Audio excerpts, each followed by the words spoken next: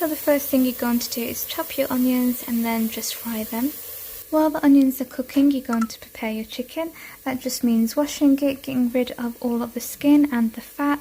The fat is just all of the white bits. I just remove it with some scissors. Then you're going to place your chicken on some foil, and then I'm going to just give it a bit of sauce marinade using this Nando's Peri Peri. Then I'm going to cut my foil just so that I can cover my chicken entirely. Now my chicken is all secure, I'm going to place this inside the air fryer. This is just a super quick way of cooking your chicken and roasting it instead of placing it in the oven. The chicken comes out really nice and tender, and it's cooked in its own juices like this. So we're going to turn that to 160 and then give it 20 minutes. Now you're going to want to create a sauce to cook your pasta in. Sometimes I just boil my pasta and I create a sauce to go on top, so two separate things. Today I'm going to be cooking the pasta in its own sauce. Now when you do this, you have to be careful because the pasta does release starch, which makes the sauce thicker. This is really nice and tasty, but it can also work against you and make the pasta really stodgy. So the key here is not to place too much pasta and to make sure there's enough sauce and water to cover it. So I'm going to be using this passata. It's got chili and peppers in as my main base for the sauce. Another thing you want to make sure to do is make your sauce thin and not too thick, because it's not going to be able to cook the pasta if it's too thick, and when the starch gets released from the pasta, it's going to thicken your sauce up naturally. So this is 1 carton of passata that I showed you all. I'm going to add in a bit of milk just to make it less tangy.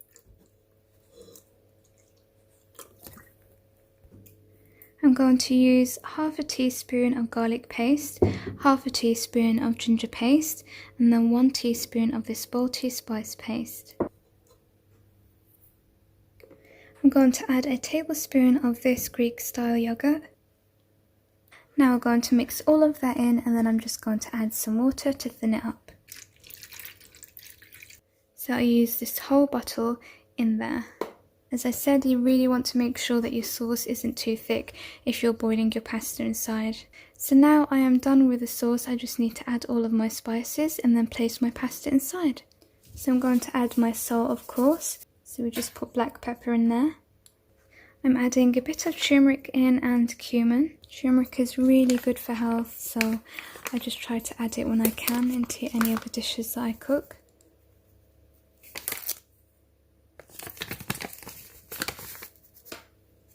This is the cumin now. I'm going to be using some of this curry powder. It's one of my favourite spices to use. You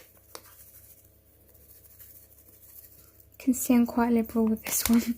And then you're going to add in some Italian herbs. So I've just mixed all of that in, and I'm going to let it sit for 5 minutes, just undercook there. So I've just placed the pasta inside, and now I'm going to cook that. You can see I haven't packed in the pasta. As I said, they will expand and release the starch, which will thicken the sauce, and you don't want it just to become one big glob of kind of like cement really. So you can see this is really thick now. You remember how the sauce was quite thin? This has got really thick, and in fact I had to check up on it a few times and I had to add some more water. So definitely keep an eye on it because it will just get thick in no time. Pasta's soft and ready now, so I'm just going to turn this off and dish it up. And the chicken is all done as well. You can see all of the sauce there. It's really nice because it's packed with flavour. And there you go. Pasta's all ready, and you've got a nice piece of chicken, and you can just have your salad, you can have your chili sauce on top, your yogurt, your cheese, whatever you like to do.